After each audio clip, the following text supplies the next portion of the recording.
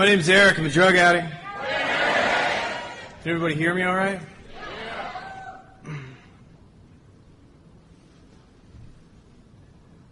I'm honored to be here.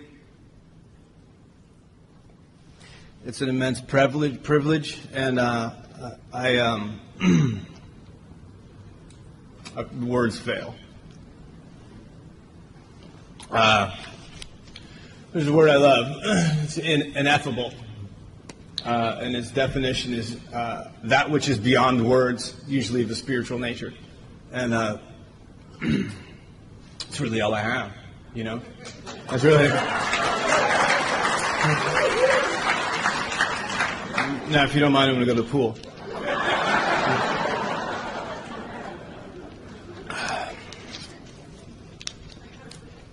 I served the World Convention in 2011 at the Biltmore. And it was the first time I've gotten to see all of the 215 crew that I'm serving with for next year. So that was exciting. I'm the workshop chair and look forward to Vegas. Last time I was in Vegas, I won't get into it, was ugly. I was wearing this purple velvet pimp suit and was at this thing called a Pimp and Hoe party, and I was doing cocaine all day and had done a bunch of speed, which I don't recommend doing speed and cocaine together. It's just a bad deal. Well, what really set it off was the LSD, and I found myself sitting in this egg-shaped chair because it just was the only place that I could sit and sort of be alone. And so here I'm comatose in this chair, incapable of moving, wearing this purple velvet pimp suit. And occasionally people would just come by and like take pictures with me while I was incapable of moving. And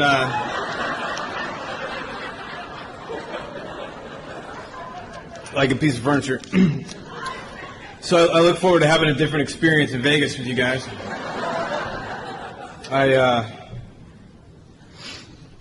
Cocaine Anonymous, man.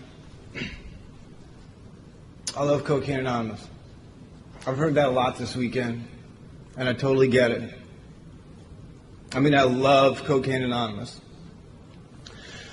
I love Cocaine Anonymous more than money. I love Cocaine Anonymous more than my mama. I love Cocaine Anonymous more than my car, my job, my friendships. I love Cocaine Anonymous more than sex. The reason is that without Cocaine Anonymous, none of those things mean much to a guy like me.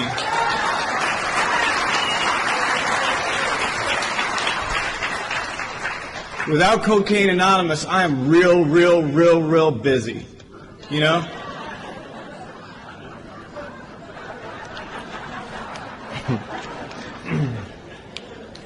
Cocaine Anonymous, for those of you that are new, welcome.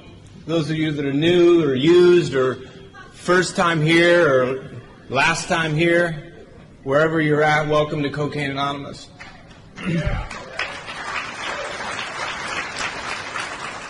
Cocaine Anonymous is in the business of miracles. That's what happens here. And more specifically, what we do is refurbish disposable people. We refurbish disposable people. And how I know that is I am one. Without Cocaine Anonymous, I got nothing, man. I got nothing. Everything redeemable about me is a human being. Any shred of humanity I have is a result of Cocaine Anonymous. I came here, just like Terry said, I came here broken, you know. In a world that I didn't understand, that I don't believe understood me. And I still don't believe it understands me, and I don't believe that it necessarily understands you. 18 years ago today, a Long Beach local named Bradley Knoll lost his life to this disease. Right? Frontman for a legendary band named Sublime. And before him and after him and since, we've lost a lot of people to this disease, right? One of the most recent is, Philip Seymour Hoffman was his name? And it was really clear to see the world's misunderstanding of this disease through social media that's evolved, right? Because what happened is you got all these people writing articles, and it's not new to him. It's just that was the most recent big one as the evolution of this whole, media, this connectedness comes into being. And what happened is these articles were written and they were trending on social media, and all this stuff started to happen, is you could see the commentary of just everyday people just commenting on articles and posts and different things of where they thought, and the misunderstanding was thick, like the incredible misunderstanding of our situation, and comments like, what horrible choices he made, right? How dare he selfishly choose these things and leave behind a family and kids and loved ones, and that's it, right? Is that it's a choice thing. That's what we believe. What's even stranger is that I hear that in these rooms. I hear newcomers come back, or people come back all the time. Yeah, I just make poor life choices. I just make poor life choices. I chose to get loaded. It's the shame. They roll back in. I chose to get loaded, and it's like, you sure about that?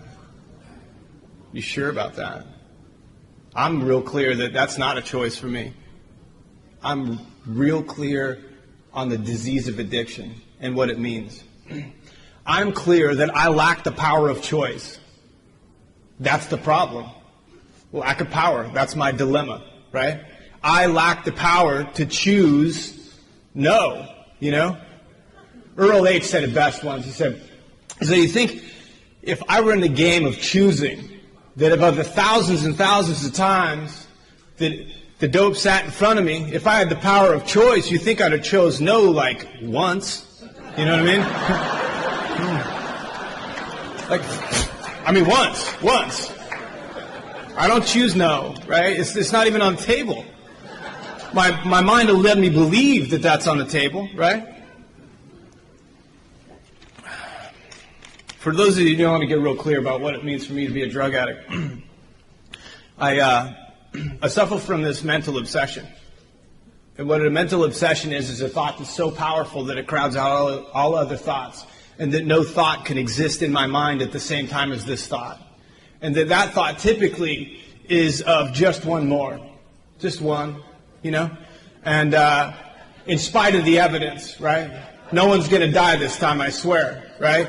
SWAT team's not coming. That's not going to happen. No overdoses. Definitely not going to rob your mother again, It's going to be different this time, and here's how. We're going to not use with those people or get loaded with those people, or here's how we're going to do it or not do it, or we're going to do it inside or outside or whatever, And it runs,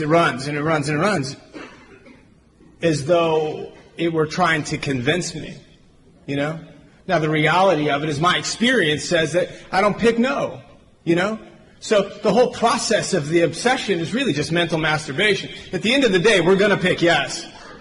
You know what I mean? We can pretend. I can pretend, well, I better wait till 5,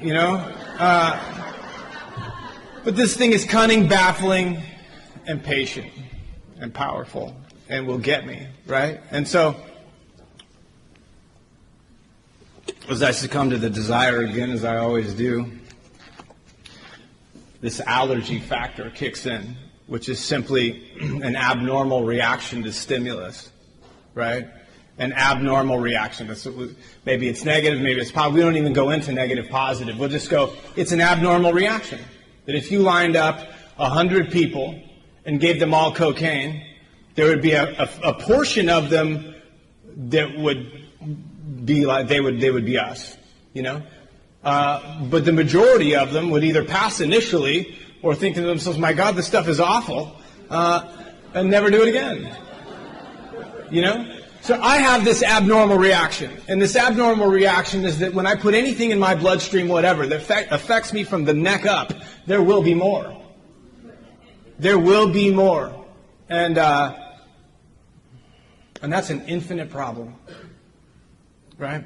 And what I mean by that's an infinite problem is that if there were a freighter that just showed up in the harbor here and it unloaded a bunch of cargo containers, and they brought those cargo containers right up to the front of this convention center, and they opened up those cargo containers, and they were filled with cocaine, speed, and heroin, and we popped those things open, right?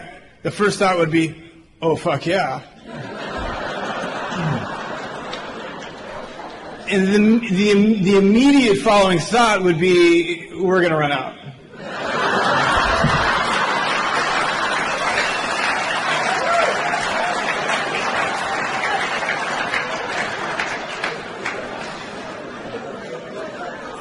That you laughed indicates a massive problem in your life. That's what I mean by an infinite problem, right? The problem isn't the substance, right? I mean, if the whole bay were whiskey, it would never be enough, you know? So what you're talking about is treating an infinite problem with a finite resource, right? Treating an infinite problem with a finite resource. And what's inevitably going to happen when treating an infinite problem with a finite resource is I'm going to run out. And that's if I'm treating my infinite problem sober, you know? Well into sobriety, if I'm treating my infinite problem with retail therapy that involves my bank account. If you're treating an infinite problem with a finite solution like your bank account, what's going to happen? If you're treating it with your relationships, what's going to happen? If you're a workaholic, if you're a gambler, if you're a sex addict, if you're whatever, right? Now that's outside stuff, and we won't get into it. But you get the conclusion that we're looking at here. We're talking about an infinite problem, and so if I'm going to look at an infinite problem, I've got to find an infinite solution, right? I suppose I ought to tell you something about myself before I carry on too long.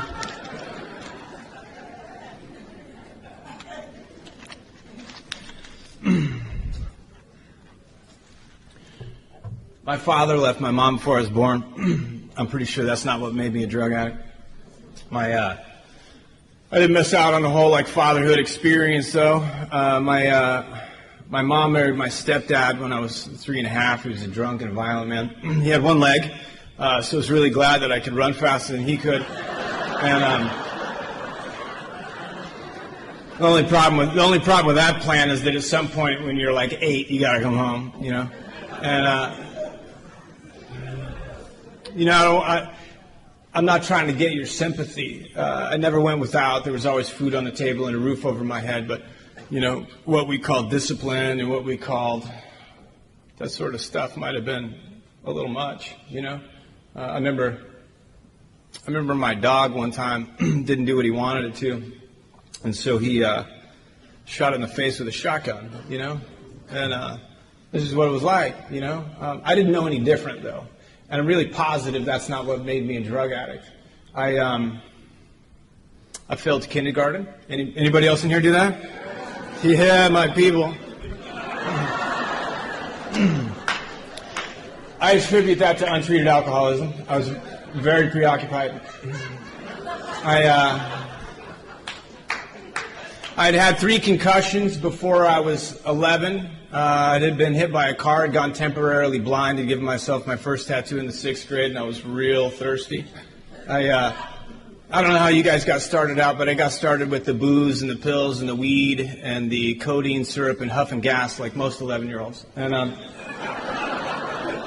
this is sort of all uphill from there, And I hear a lot of stuff in these rooms that I don't identify with, I mean, I hear immense beautiful stories that I do identify with, and sometimes I don't, and that's okay. I heard a guy once say, he said, my best day, how's it go? So weird, I can hardly never remember it.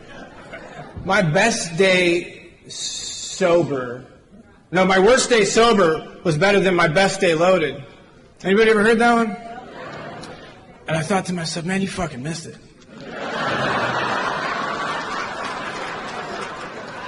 I mean, you really blew it bad.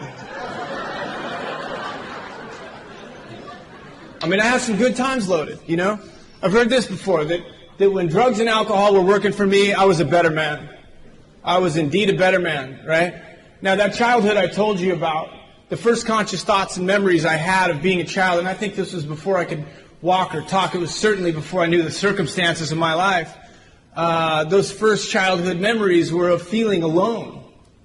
We're feeling alone in this universe as a very small child in the presence of my own mother, right? It was like this immense sense of loneliness existed, and when I was born, I just became a part of it. It wasn't a small piece inside of me; it was everything, and I was just a small piece of it. And I always knew myself to be, a black sheep, a bridge burner, a square peg trying to fit in a round hole, a hometown zero, and that's what that was like, And so when drugs and alcohol were working for me, that all goes away, When drugs and alcohol are working for me, that goes away, and I'm a better man, I remember being in Mexico one time. Used to go down there a lot, down to Rocky Point. It's on the Baja side, a little place where we like to go from Arizona.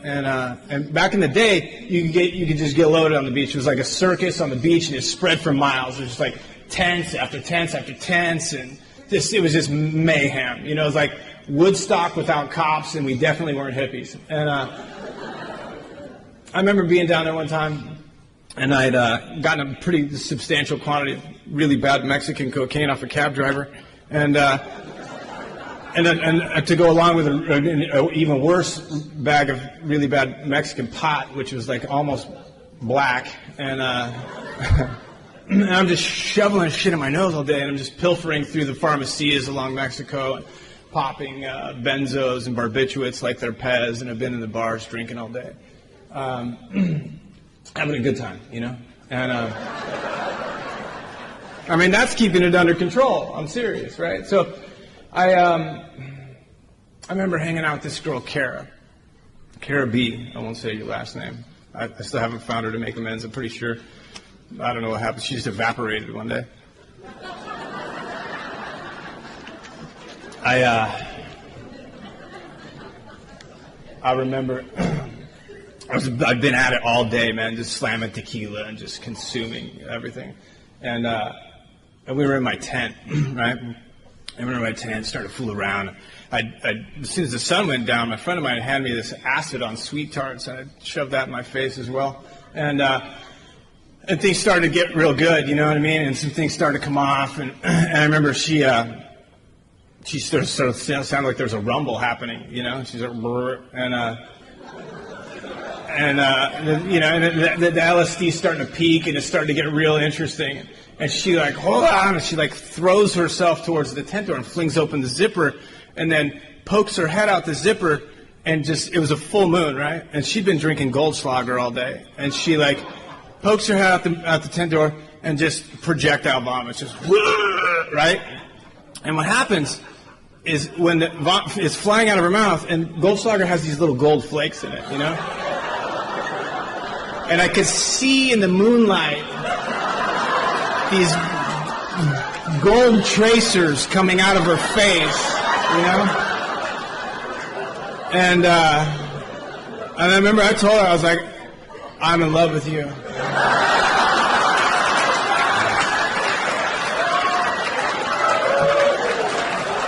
She was magical, you know what I mean? She was just gold tracers coming in, and we were in love till the next day, man, And I had some times get loaded, man, that will, if this universe recreates itself 1,000 more times, won't create those circumstances. You know what I mean? When I started getting loaded, I hear a lot of people say in meetings, they say, the first time they got loaded, it's like they knew they were home. And I don't remember that happening, I got loaded, it was good, I did it again and again and again and again. It was like a moth to a flame, man. There was no conscious thought whatsoever. I was just drawn to it. It was like it was in me all along, and it just sort of happened. And there certainly came a time when I knew exactly why I was getting loaded, but that wasn't at first, What happened at first was I I crossed boundaries of my own, started with smoking pot, started with this, started with little stuff, worked up to the big stuff. It was always some boundary that I wasn't going to cross, that given the first opportunity, I stepped right over that shit like it never existed. And that's the way that went, And as time went on, I absolutely knew why I got loaded, that I remember times get loaded where it's like I was there and there was the her and the them or whatever, and it's taking this and drinking that, and it was like the planets aligned and the sky opened up and just said, take the whole thing, it's yours, And that's what I do. I take the whole thing, man, I take the whole thing. I get loaded, right? I mean, I just get loaded. I could tell you 1,000 stories about getting loaded, I just get loaded. I get loaded because it's Friday afternoon, I get loaded because it's Sunday morning. I get loaded because it's Tuesday. I get loaded because she left. I get loaded because she's still here. I get loaded because I don't like my job. I get loaded because I don't have a job. I get loaded. I just get loaded, man, And that's that, I mean, I could carry on for days and days about that, but that's just all that happens, right? I get loaded, and I don't stop, and I don't know how to stop, and where that takes me is incredibly bizarre places, I get thrown out of high school 3 times in a row because I don't go to school loaded, and I'm always loaded, I get accepted into a college. I start pretty young because I'm not in high school.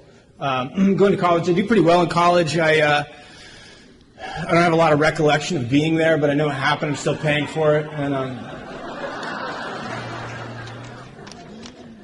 and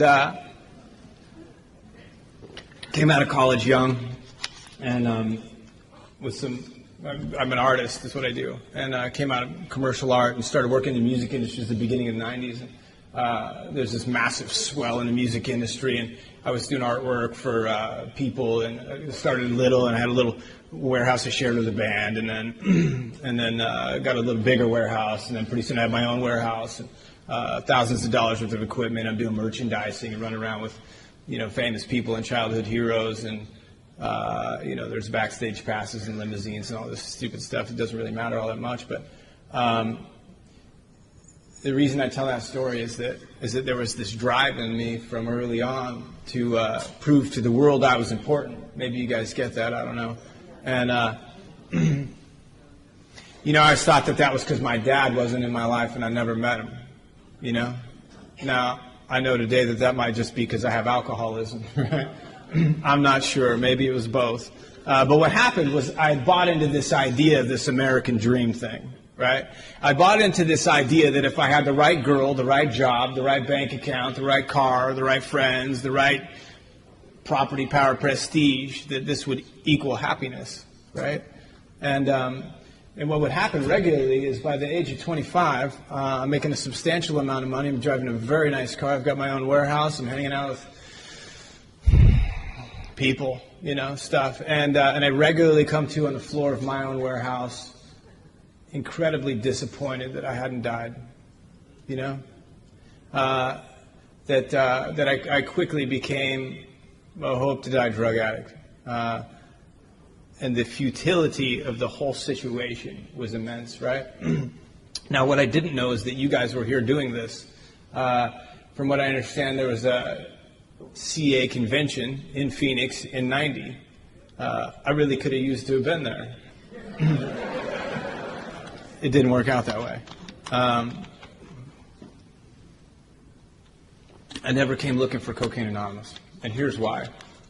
The idea of stopping didn't appeal to me, right? Now, I don't mean that on a simple level, right? I mean,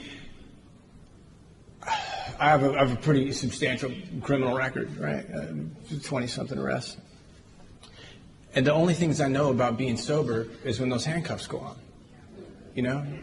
When those handcuffs go on, and I land in that cell, and I start to kick. I never in my life voluntarily turned myself into a detox. Not once. Not once. I don't do that. That doesn't even make sense to me. That's counterintuitive. I'm not genetically predisposed to turn myself into a detox. but I have a great deal of respect for those that have. And every time I would land in jail, I would come to, and I would kick, and that was excruciating. You know, I mean, just so painful. Just nothing but me. You know, just nothing but me. Nothing but me and the brokenness that lives right in the middle of me. Nothing but me and the thing that I don't know what to do with, this blank spot, this gnawing, agonizing, restless irritability and discontentment that I cannot shake. And that's what happens, you know? So under those circumstances, I don't come looking for you guys, man. You know? The idea of electing to stop, the only knowledge I have is that when I stop, that's what happens, right? And we don't really sell the idea of, do you want to find peace once you stop? We just ask, do you want to stop? I said, absolutely not. You know? I mean, unless you can treat what happens when it's gone, no business, man. You know? I mean, you take a non-addict, non-alcoholic that's doing too much, drinking too much, you take away the bottle and the bag, what happens is they get better. They show up for things, they're happier, they feel better, they're more productive, they're useful, meaningful human beings. Non-addict, non-alcoholic, you take it away, right? Now, what happens to a guy like me, an addict, alcoholic, you take away the bottle and the bag, I get worse. You've just removed from me every coping mechanism I know. And so, under those circumstances, I don't come looking for you, man. I hide from you, you know? And so, I don't know. So where it goes is this, man. I don't want to spend a tremendous amount of time on what it was like. You guys get it. You wouldn't be here. I mean, it's Sunday on a holiday, you know. There's like a beach and I don't know. So what happened was I flee. You know, the cops are after me for the, I don't know, umpteenth time. And I got warrants and it's hot in Phoenix and our sheriff's not cool. And it makes sense to me to come to California. I've always loved California. I've spent a lot of time out here with you guys. And it's beautiful and amazing to be asked to share in a place where I haven't been arrested. So thank you for that. And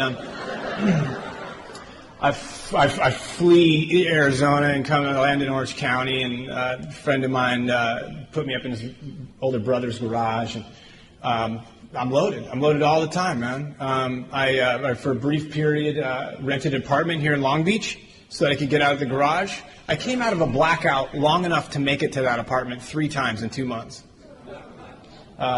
You know, I mean, that's what happens. So I stayed here about a year, went back, blah, blah, blah. And here's how it ends. We'll just get to that, right? What happens is I'm 34 years old. I'm living in a car. It's an all right car, but it makes a real shitty house. And my driver's license is suspended for 17 years, so I got no business being in a car. My suspended driver's license is old enough to drive. I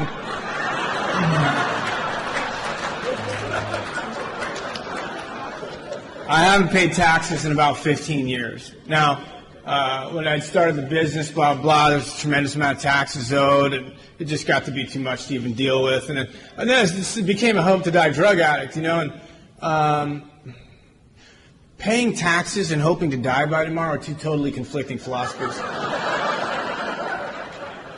And Uncle Sam doesn't win, ever. And nor does he get paid. And so I hadn't had a bank account in about 10 years. I deposited a few too many empty envelopes, that sort of thing. Banking institutions, sort of a racket. And, you know, if you jack one of them over, they just tell the rest, and they blacklist you. It's a bad deal. I'm unemployable for the last several years of my life at this point. I mean, I'm psychotic, you know, and I don't use that term very loosely, you know, I mean, like real psychotic. I regularly lose arguments with myself out loud in front of strangers, and I'm absolutely emaciated in sort of a bluish, yellowish, translucent sort of color. And, you know, people have always sought for our plight, you know what I mean? Beneath the layers of pain, they often can see our struggle and identify with us as being good people that just need some help. you know, and people have always tried to help people like us. And the common thing I used to get was, you just need a good job and a nice girlfriend, you know. And I think, okay, I mean, I had hundreds of those, and you know, but it's like just be here. Go see Jack on Monday morning. Be there 8 a.m. You know, and okay, you know, I mean, I got nothing. All right, and so you know. What I mean by unemployable is this: is sometime about 6 a.m. I'm up in Terry's garage borrowing some things that don't belong to me, and I got to take him down to, you know, the Ralph's parking lot or Food City parking lot to meet Julio to get something to get well. Right about after the liquor store opens, I'm going to stop there to keep the DTs off. I'm going to arrive to some place of employment where Jack's supposed to be there. I'm going to see Jack, excuse myself into the restroom to get right with me. And shortly after I get right with me, I'm going to emerge from the restroom, totally useless to you, and trying to find Jack again because I'm going to probably need to leave early.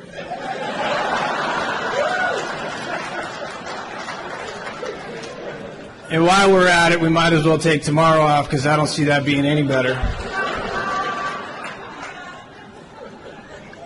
And that's what I mean by unemployable. And I stopped in at my mom's house on Christmas Day, 2005, to see what I could get, you know, because that's how I do it. And I stopped in at Mom's house, and she gave what you give to a good drug addict. A good lifelong drug addict's son is, you know, she didn't want to alienate me, you know, but she gave me like a gift card to Chevron and like a gift card to McDonald's and some boxers and some socks, and that was it, you know.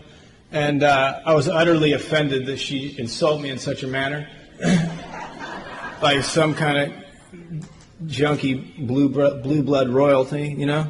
And I was insulted, and I was like, well, fine, I gotta go, you know. I was on my way out, and a gentleman that I'd known to be an awful crackhead, who was my little brother's wife's dad, who had retired fairly young with a pretty immense amount of money, and did exactly what you do when you retire young with a lot of money and find crack cocaine. And that was smoke a lot of crack. And I would always hear these secondhand stories about what was going on with him, and I really appreciated like his struggle, you know. I just always have appreciated the story of the struggle, you know. And I would hear stories about how he would go and he would check into like a hotel and he would get like 3 rooms, and he would go and he would hide in one of them, and the fact that he had 3 would give you less odds of finding him, you know. And he had like stashed money in multiple bank accounts because he was, you know, paranoid they were going to shut him down. He had torn all the wires out of his big home because they had microphones and speakers and cameras, and you know, it was just an awesome guy. And what happened though is I was on my way out of my mom's house on Christmas in 2005. As this man pulled me aside, and there was something quite different about him. He was not high on crack cocaine, and he said something I'd never heard, which I know to be somewhat cliche today, but it sounded tremendously powerful at the time. And he said, you don't have to die this way, and you don't have to live this way if you don't want to. You can get sober if you want. And there was that thing again. And I remember exactly what I said to him. I said, man, I'm really busy. I got to go. Thanks. And, but what happened is he prayed for me. And how I know that he prayed for me is that within 24 hours, I was hemmed up in a Home Depot for borrowing some things I wasn't going to return. And then whisked off to our local county jail, where I was booked in, and the arresting officer searched me and found what he believed to be a substantial amount of methamphetamines. And I was charged with distributing methamphetamines inside of the jail that day, which was a Class 2 felony. And they stacked that on top of my prior charge, which I was on the run at that time for a probation violation for possession of heroin. And they started to look at my record, you know, which it's like aggravated assault and criminal damage and discharging firearms and city limits and aggravated DUI, just a bunch of misunderstandings, really. And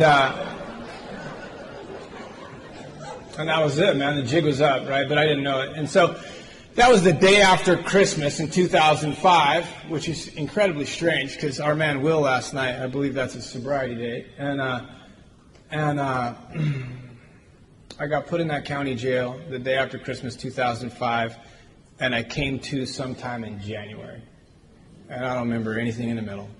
There wasn't a party, there wasn't any of that,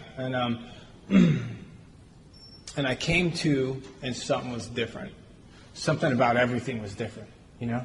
And there was this voice coming from the middle of my gut, and it just was like a vibration or a tone or sound or words. I don't know what it was, man, but I'd never had that before. And what it said was, if you're not going to die, because I've been at this, you know what I mean? It was like, you could bail me out, bond me out, OR me, whatever you want. It won't really matter. Instead of stopwatch, I'll be back. This is all I know. This is all I know. And this voice from the middle of me said, man, if you're not going to die, you better goddamn well figure out how to live, because this sucks. Right? And that was it, man. And to be really honest, those words are all I've tried to honor from that day until now. Right? Which is not about a sobriety date. That's about trying to live. It's about, if you're not going to die, you better goddamn well find a better way to live, because this sucks. Right? And that's what happens in Cocaine Anonymous, right? Is that day by day, one day at a time, through our actions and our words, we share with each other how to live a better life, right? And if we don't constantly grow towards living a better life, we don't stay too long, is what I've noticed. You know? What I've noticed about this thing is that as long as what it is like keeps changing, what it was like gets to stay the same. You with that? So I call this dude and I tell him where I'm at. And he's like, man, if you get out, come see me. And it's cool. The car I've been living out of, I asked this girl I was sort of running around with. I'd like to call her my girlfriend, but that just wouldn't be true. We committed a lot of crimes together and had hateful sex once in a while. And I asked her to get my car and put it up for bail. And she did. It took her like a week and a half because she was tweaking real bad. I don't know, she had to like alphabetize the papers in the glove box, or I don't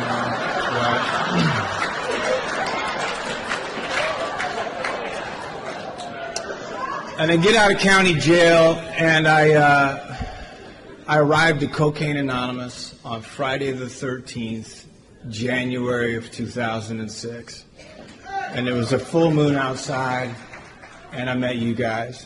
And I fell in love with you guys the day we met. And I've been in love with you ever since. There have been a few brief moments through that time I didn't like you very much, but I've always been in love with you. And the reason is that I've sought a lot of places, looked a lot of places, and done a lot of things trying to find answers, and I hadn't found them anywhere. You know, I didn't even come close, and it was really clear to me the day we met that you guys had answers of things I needed to know. And it was also really clear that I couldn't steal them from you. And not in the traditional sense anyway. And there was something about your eyes, you know? Like something about, they were just different. Like there was something in your eyes, you know? There was this thing that's coming off of you, you know what I mean? It was like we vibrated on the same wavelength and I knew it. You know, and you guys showed me this weird little book, and you said you got to get this book, you know, and I was like, that's a cute book. I'm on my way to prison, you know, and you guys were like, awesome, we got a book, you know. And I was like, yeah, but I'm unemployable, man. You know what I mean? Like, I don't know what to do with a book. You know, I mean, let's just know that at this point, like, I arrived here, when they checked me into the rehab I rolled through, they weighed me in 117 pounds, right? I mean, cooked, right? I shook for my first 6 months sober, right? I mean, I shook. I twitch every once in a while, try to play it off like, you know, I don't know what. And I could no longer read, you know? Like my mind was just destroyed. I could no longer read. And at the time, we still read How It Works in Cocaine Anonymous, which is somewhat sad we don't still. But I learned to read again by reading cocaine, or by reading how it works at the meeting. Something about it just fixated on it. It said how it works. I thought, I got to know this, man. You know what I mean? And I just started every meeting I went to, I would ask the chairperson, can I read how it works? And I read every meeting I went to, and I'd go 3, 4, 5 meetings a day, man, just psychotic, you know? I mean, I had nowhere to be. No one wanted to see me, you know? And you guys were like, here's this book. And I was like, yeah, but, you know, I mean, the only person that hates me more than me is my mom, you know? And you guys were like, cool, we got a book, you know? And it didn't really matter what I threw at you. You just kept coming with a weird little book, you know? And I wasn't sure about your weird little book. I wasn't much of a book guy at the time. I mean, I was really busy. And but one thing I knew for sure is there was clearly something at work in the human heart which had done the impossible for you. I had heard your stories. I knew where you'd been and what had happened. I heard you tell them. And you weren't there now, and you weren't suffering as a result of it. And I didn't understand the magic trick. I didn't get it, man, you know? And you said that whatever sort of magic you possessed came from your weird little book. You said that if I wanted what you had, that I might want to consider getting a sponsor and working the 12 steps out of the first 164 pages of the big book of Alcoholics Anonymous, right? You guys told me that Cocaine Anonymous doesn't have a program. Cocaine Anonymous has the most beautiful fellowship in the world. And it's smart enough and wise enough to use the program of Alcoholics Anonymous.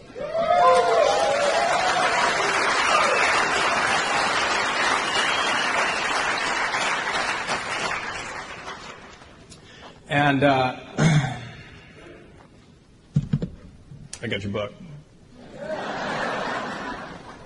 I mean, if I want what you have, I will go to any lengths to get it. I learned that at the dope house. I learned about surrender from the cops, you know. Everything I learned in Cocaine Anonymous, I learned before I got here. I just got to apply it, you know. And, I mean, I learned about willingness out there on the street, you know. I learned about surrender at the end of a barrel, you know. And you just got to apply it, you know. And so what happened was I was introduced to the 12 steps, right? And when I saw them on the wall, which one's the steps? The traditions? When I saw the steps, I got the first one, you know? Like he said. I mean, described my whole life in one weird little sentence with a dash in the middle, you know? Powerless, unmanageable, right? I've been trying to describe what was wrong with me my whole life, and you guys are like, yeah, here it is. And I totally got the steps up until step 2.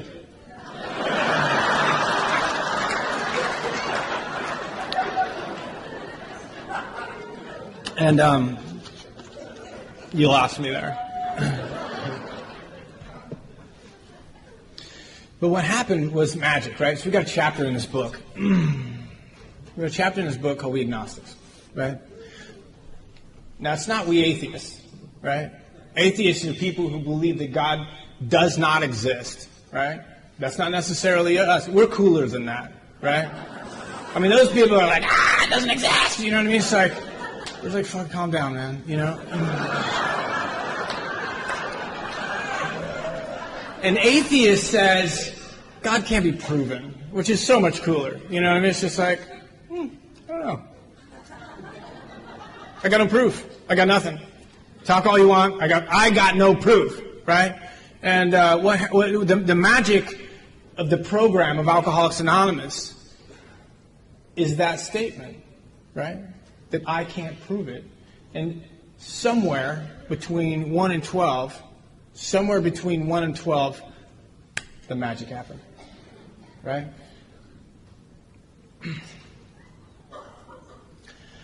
Somewhere between 1 and 12, this world that I saw and the people who lived in it, whom I was incredibly disgusted with all of humanity.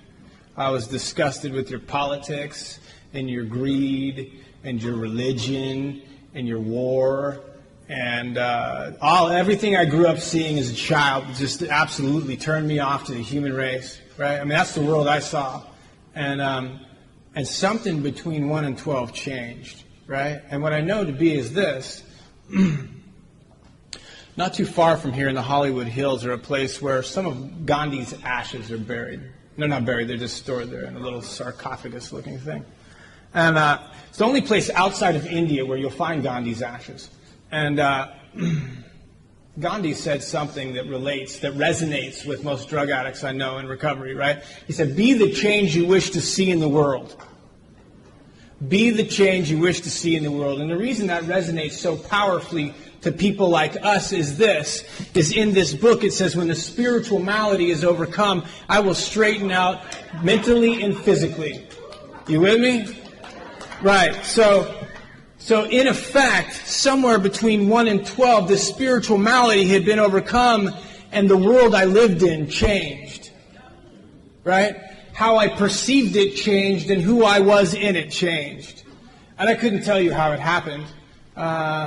Especially not at the time. I got pretty good hindsight today, but at the time I didn't know what had happened. But I did know this, that I got to 12 and we were different. And I was different. And the world I lived in was different. It had all changed. It all changed. And I did what I had always done, which is when something's good to me, I do it again. And I started at 1 and I went to 12 again. And we changed. And I started at 1 and I went to 12 again, and I changed. By the time I was 3 years sober, I'd gone through the steps 9 times. I'm not saying that's the way you do it. I'm not saying if you didn't do it that way, you're wrong. I'm not saying I'm right because I did it that way. I'm just saying I was broken and that's what happened. And somewhere between that time, I arrived at 3 and there just wasn't anything to inventory anymore. I just wasn't angry. There were no fears. There was nothing, man. I was a free man. And so what I know that to be is the old-timers, the Oxford group referred to the step process before we got our steps from their 6 tenets. They refer to the process as soul surgery, which is this magic that happens between 4 and 6. And what that looks like is that spiritual growth, to me, I believe I would make this analogy, right? That the process of spiritual growth is made through detachment and not attainment, right? And it's sort of like water, the base element of life, right? I'm 75% water. You're 75% water. When we go to other planets looking to see if it supports life, we look for water. And the process of spiritual growth is sort of like water, in the sense that if you want to make better water, you don't add more water to water. You don't. You remove what's not pure about it, and what's left is better water. And when you do that, the light gets in, And that's this process. That the process of spiritual growth is made just that way. That it says it's a process of facing and ridding ourselves of the things that block us from power. Right? I lack power. That's my dilemma. The book says that the great reality is deep within, and it was only there that it would be found. Right? Now, I've been trying to understand God in your words, in their book, in their buildings. Right? I've been trying to understand someone else's God as a belief, right? And I don't think that Bill Wilson, when he penned this book, meant belief as we come to know belief. I think that what he really meant is God of our own experience, right? The God of my experience would define what happened between 1 and 12 when I went from a person that said, I can't prove it, to a person that said, I can prove it. I can prove it, right?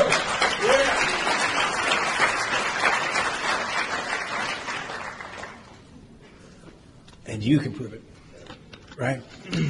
And so,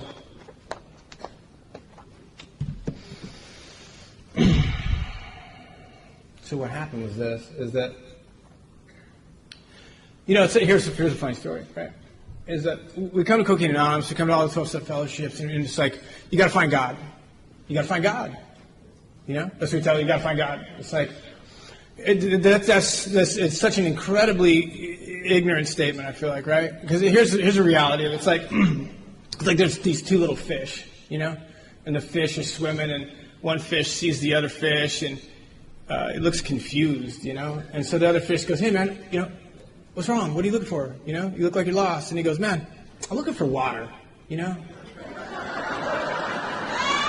I was wondering if you could help me find it. you know?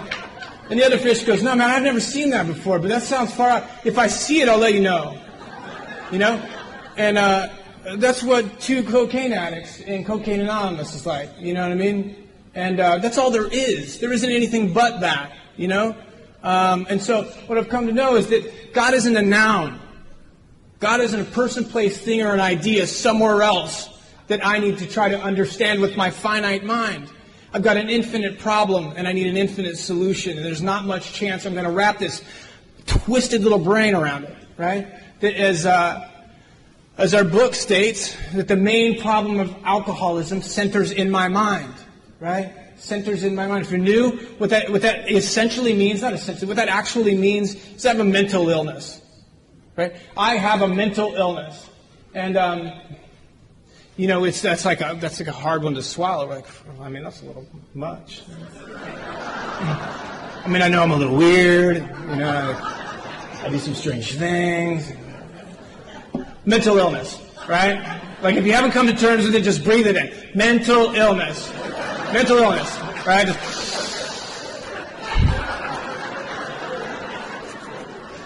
Centers in my mind, right? Now, how we know that is this. I hear people in meetings sometimes. We say this to newcomers. This is the dumbest thing I ever heard. The disease is in the parking lot doing push-ups. You better get real sober. You know? I mean, you guys look pretty tough. If the disease was in the parking lot doing push-ups, we'd go kick its ass and go home. You know what I mean?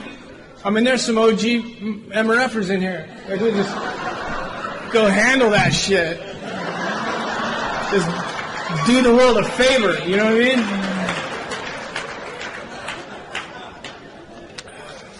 It centers in my mind. It's not in the parking lot doing push-ups. What that looks like is it lives between me and you, and the solutions between me and God, right? And I don't think this thing wants me dead. I hear that a lot.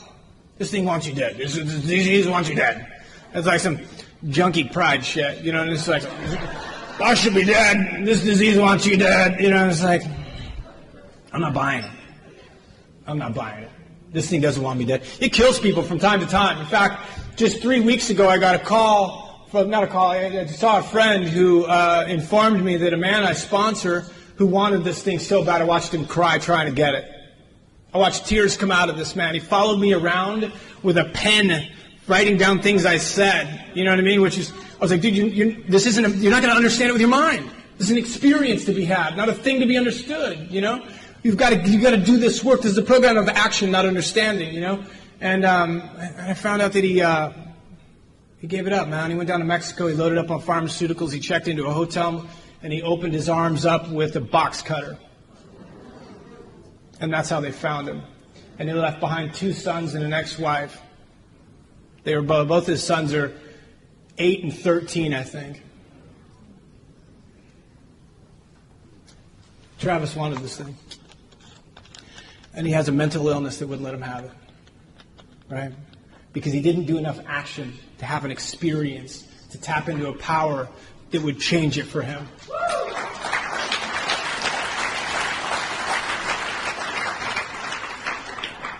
And so we lose one once in a while, but I don't think that's what this disease wants at all. Far more are people alive suffering from this disease, right? The vast majority of us are alive. We wake up with this disease in our mind. You know what I mean? Just handling business, right? I come to in the morning, sober, in my bed, remember where I was last night, and it's like, hey, we've been waiting for you. Right? We got things to think about a lot. You know what I mean? So much. We've been planning, waiting, you know? And I don't think this thing wants us dead, you know? I think this thing got what it wanted from me, you know? It told me when to wake up, where to go, who to talk to, who to not talk to, who to avoid, where to go, when we were going to be done, and when we were going to start again. And there wasn't any time in the middle for anything else, and that's what this disease wanted, you know? And it got what it wanted. And I don't think it wanted me dead, right? And so what's important to know about that is that it's perfectly happy, right here, just living my life. You know, drunk, high, sober, indifferent, just wiping its ass with my life, right?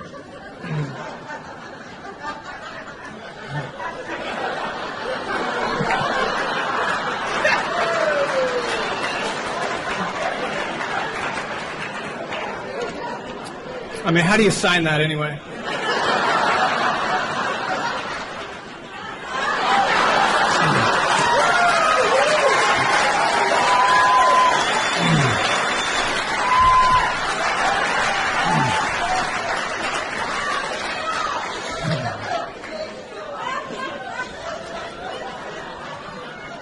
This disease doesn't want me to forgive you for anything. It would rather be right than happy. Right? It wants to live between us. It wants me to live in just enough fear that I don't go ask her out because she's going to say no, and we can't afford that. It wants me to live in just enough fear that I don't go back to school because you're too stupid anyway. It wants me to, don't go apply for that job. They're not even going to look at your resume. You know? It wants to live in my relationships. It wants to live in my fears, in my resentments, and keep me selfish and dishonest out of those fears and resentments. It wants to build walls between me and the people I love. It wants to isolate me just enough until it starts to make sense that I take just one more. That makes sense? I don't think it needs me dead to do that. And so what we have is this common solution. What we have is this, laid out in this book. Right? Now, what I know is that this book was published in 1939, and that it was published by the first 100 alcoholics. They wrote a book about their experience. They didn't write a book about what I need to do. They didn't write a book saying I'm wrong if I get loaded. They just wrote a book about what they did as an equation. That if you do this, this, this, this, and this, it equals this. Simple. Right? Very practical method. This is not impractical. The 12-step process is not impractical. It is incredibly practical. It is a process of facing and ridding myself of the things that block me from the necessary experience to recover from drug addiction. That's it. And so,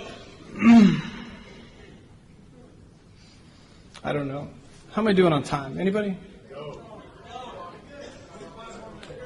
35 more minutes.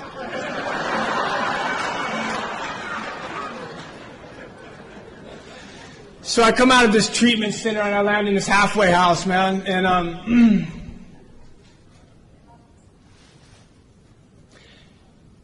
be careful where you think that the experiences that you're being shorted from aren't giving you the gifts that you need. You know? I land in this halfway house. So I'm in a 10 by 10 room with this other dude, 2 single beds in a 10 by 10 room, you know? And there's this 18-year-old kid from Montana, little punk rock kid from Montana. He's got blue hair, bad tattoos. He'd sequestered himself to his parents' basement with no more ambition or dream than to shoot dope and staple blankets to the windows. And they decided they had enough, and they shipped him to Phoenix. And he went through a rehab and landed in a halfway house, and he was my roommate, you know. And I met the dude. His name is Nick B. And I remember the first day I met him. I shit you not. I got sober and was like militant. You know what I mean? I was like, if anybody tries to stop me, I'm going to kill him. I'm not kidding. And I met this dude at my halfway house. I said, if you get loaded, I'm going to punch you in the face. I said, if I get loaded, I want you to punch me in the face. And that's still our deal, 8 years and some change later, you know? And me and this dude just started to apply ourselves to Cocaine Anonymous, right? Now, the beauty of Cocaine Anonymous is this, is that... Okay, perfect.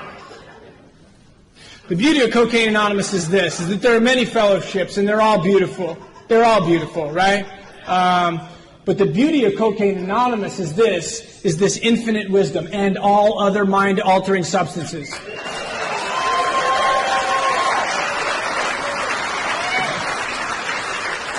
I heard some beautiful stories by some powerful speakers tonight. I wanted to thank you before I leave here.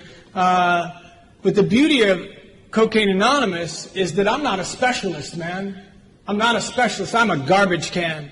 You know, I'm a needy and greedy human being, and I'll take whatever I can get from whoever I can get it from.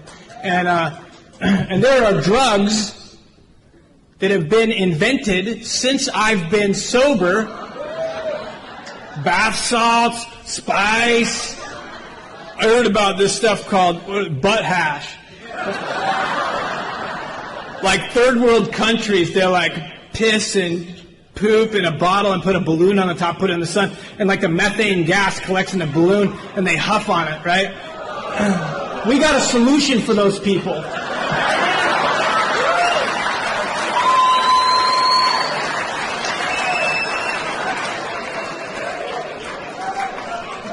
How do you sign butt hash anyway?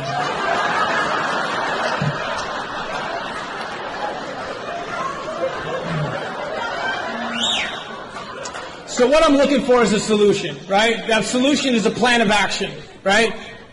If you're new, we got a book, right? We got a book. In it are 164 pages that outline the 12 steps. And if you're new, you may want to consider a sponsor. If you're going to hang out in a 12-step fellowship, you may want to consider taking the 12 steps. Just something to consider, you know?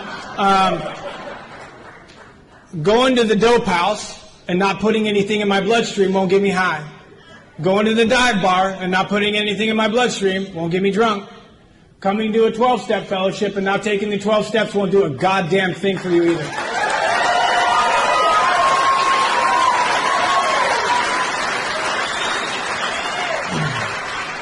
What I'm looking for is an experience.